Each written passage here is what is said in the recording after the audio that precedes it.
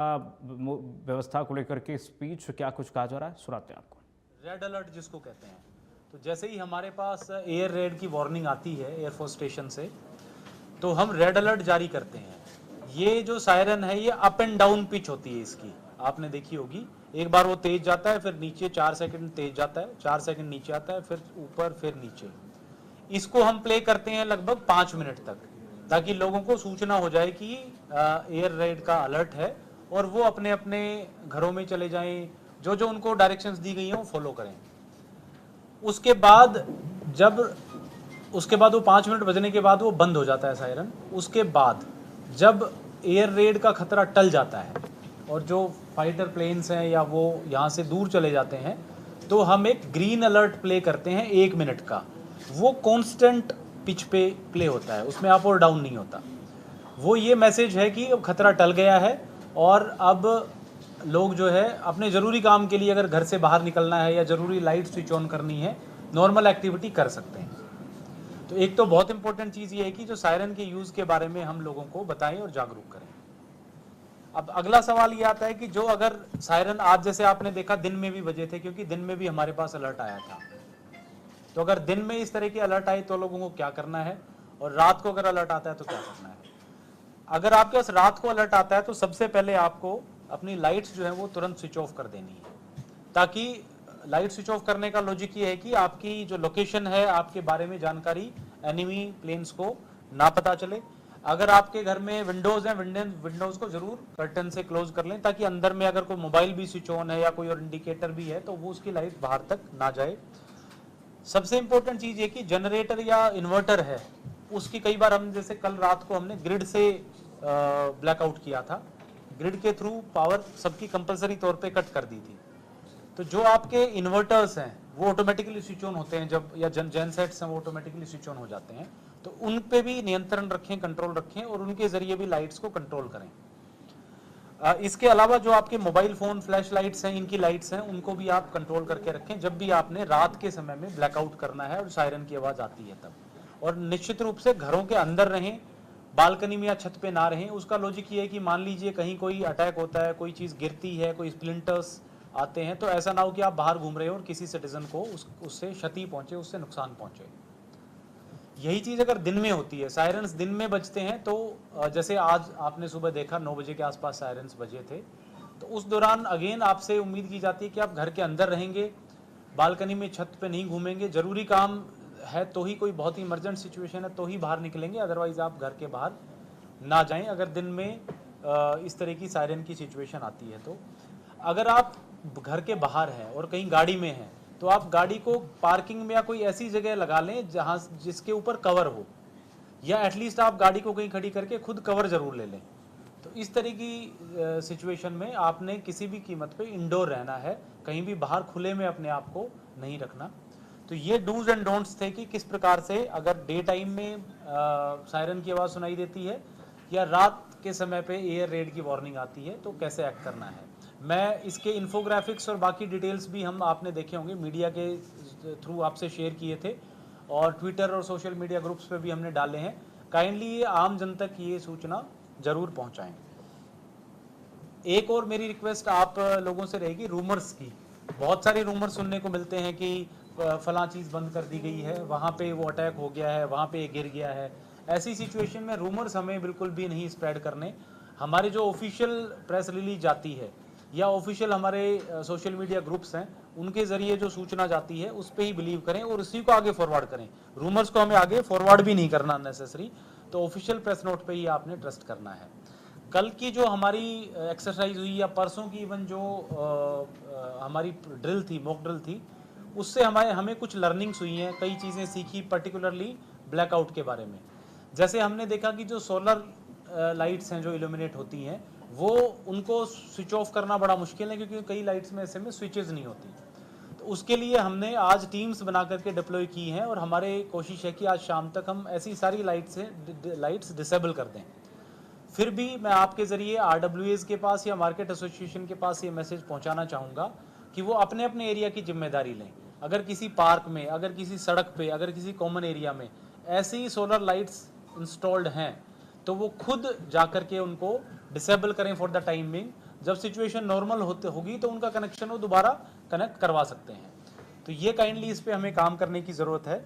Similarly जो night vision camera हैं उनमें भी बहुत बारी जब अंधेरा होता है तो ऑटोमेटिकली उनसे इल्यूमिनेशन होता है, उनसे लाइट जलती है, तो वो भी हमें बंद करने की आवश्यकता है। कई सारे मार्केट एरियाज में हमने देखा कि जो होर्डिंग्स हैं मार्केट्स की, जो सेल्फ इल्यूमिनेटेड हैं या पीछे किसी के बल्ब लगा हुआ है, वो भी जली हुई पाई जाती हैं। तो जो हमारे दुकानदार साथी हैं, जो होटल्स, रेस्टोरेंट, बार, इंडस्ट्रीज़ में लोग हैं, उनसे मैं रिक्वेस्ट करूंगा आपके ज़रिए कि वो इस पर भी ध्यान दें और इसकी भी कोई व्यवस्था निकालें, ताकि जब भी हमें ब्लैकआउट करना हो तो तुरंत पूर्णतया ब्लैकआउट हो। ब्लिंकर्स जो है वो हमने डिसेबल कर दिए हैं अगेन, तो अब आप देखेंगे कि सड़कों पे मोस्टली ब्लिंकर्स कहीं भी नहीं जलते हुए दिखाई देंगे। एक कंसर्न जो आप लोगों के ज़रिए हमारे पास पहुंचा था कि कुछ एरियाज़ में सायरन की आवाज़ जो है वो बहुत या तो धीमी सुनाई देती है, सुनाई नहीं देती है। तो उसके लिए हम कोशिश कर रहे हैं कि जो एग्जिस्टिंग हमारे 20 सायरन हैं इनकी साउंड को हम एम्पलीफाई कर सकें, और हमने कुछ नए सायरन्स भी परचेज़ किए हैं जो कि जल्दी ही 1-2 दिन में हमारे पास आ जाएंगे, और उनको हम उन एरियाज़ में डिप्लॉय कर देंगे जहाँ पे सायरन्स की प्रेजेंस नहीं है।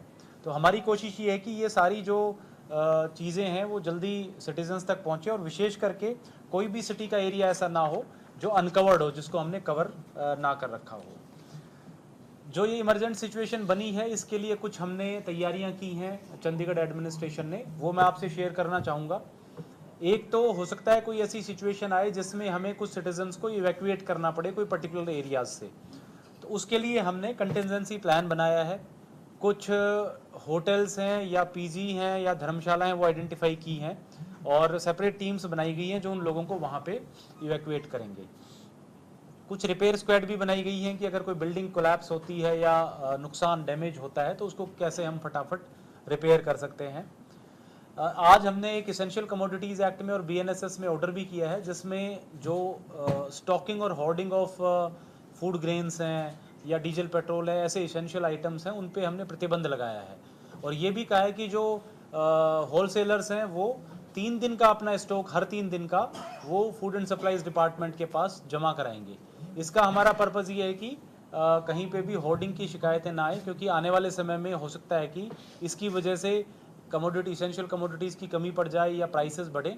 तो मैं सब लोगों से ये अपील करूंगा कि मार्केट्स पहले की तरह खुले हैं, सिचुएशंस नॉर्मल हैं, तो होर्डिंग स्टॉकिंग बिल्कुल ना करें।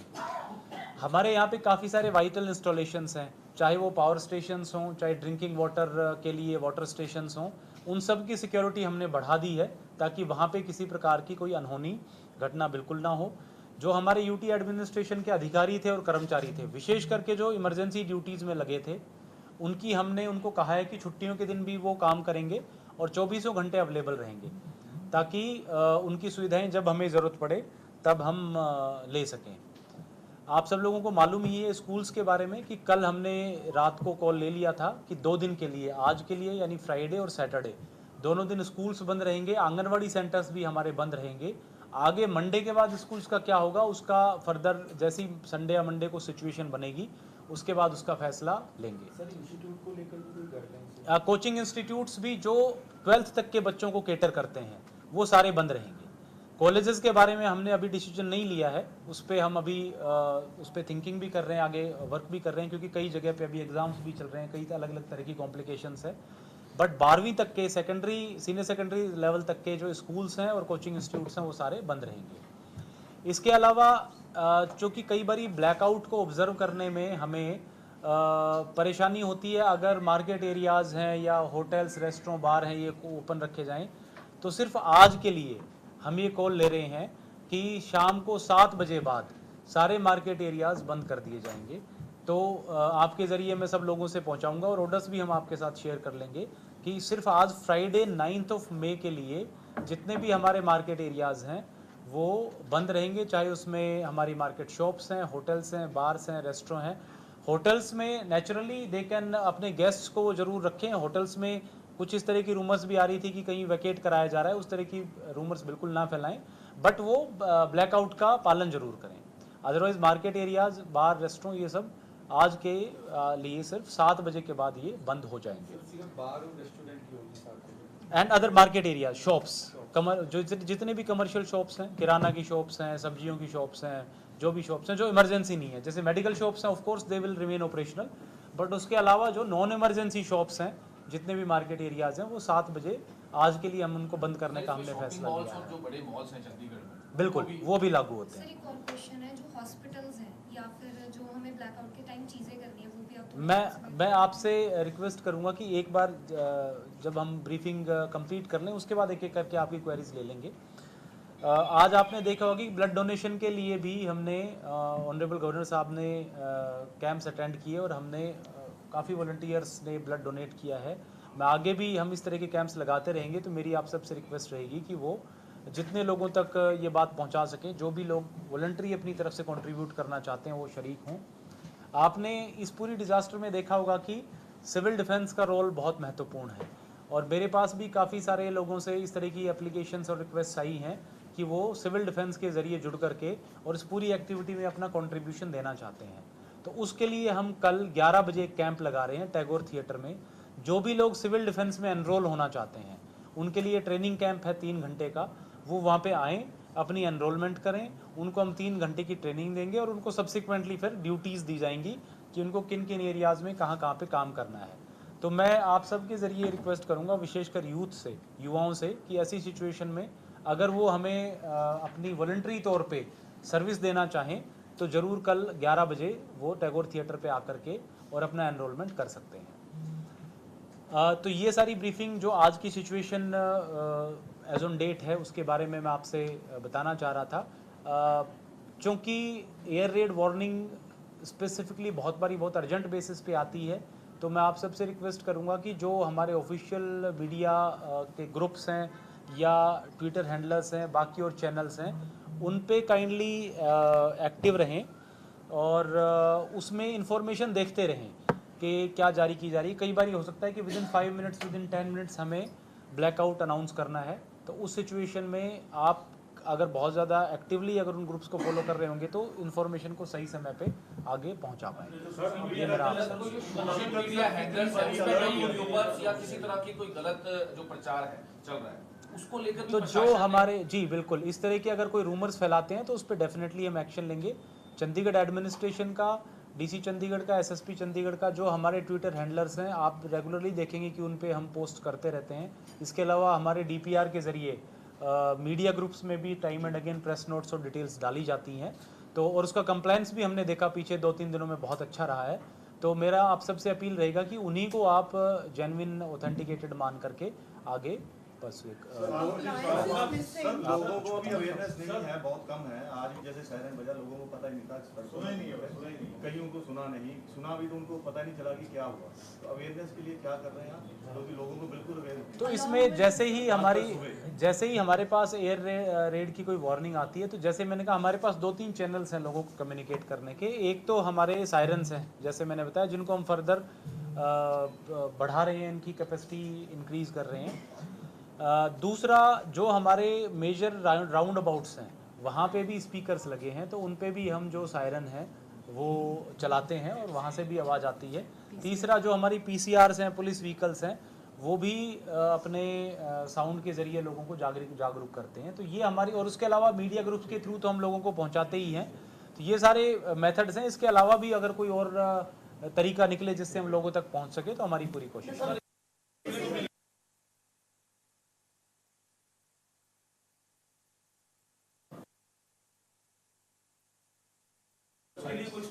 उन सब के लिए रिक्वेस्ट करेंगे, आपके ज़रिए अपील करेंगे कि इसको, क्योंकि हम सब के बेनिफिट के लिए है और उसको अगर कंप्लाई करते हैं तो एज ए सिटी हमारा डिफेंस स्ट्रॉन्ग होता है, मजबूत होता है। तो सब लोग अपने वॉलंटियर फॉलो करें। पुलिस बीच एक बड़ी खबर बता दें, चंडीगढ़ प्रशासन की जनता से अपील है। चंडीगढ़ प्रशासन ने जनता से अपील की है, अफवाहों से बच कर रहे हैं। जो अधिकारी हैं निशांत यादव, उन्होंने कहा कि अलर्ट की परिस्थिति में ब्लैकआउट जरूरी है। अगर सायरन बचे तो लाइटें बंद करके रखें, स्विच ऑफ कर दें। जो भी लाइट जल रही है इससे दुश्मनों को स्थिति पता चल जाती है और उसमें हमला करना आसान हो जाता है। ऐसे में लोगों को बताया गया है कि 7 बजे के बाद मार्केट एरिया न जाएं, मेडिकल स्टोर खुले रहेंगे, निशांत यादव ने ये जानकारी दी है। हरियाणा सरकार की क्या क्या तैयारियां आप देखिए, जिस तरीके से चंडीगढ़ को थ्रेट है उसको लेकर के अब लगातार इस वक्त सुरक्षा के तमाम पैमानों को अपनाया जा रहा है। ब्लैकआउट का पालन करना जरूरी हो गया है, प्रशासन कह रहा है 7 बजे के बाद मार्केट एरिया बंद कर दिए जाएंगे। सभी नागरिकों से अपील, इंडिया न्यूज की भी अपील है कि इस तरीके से प्रशासन जो कह रहा है उसको फॉलो किया जाए। प्रशासन के तरफ से जो गाइडलाइन जारी किया गया है उसको, निर्देशों का पालन करना जरूरी है। ब्लैकआउट का पालन जरूर करें, यह प्रशासन कह रहा है। 7 बजे के बाद मार्केट न जाने की अपील की गई है। और बढ़ेंगे आगे।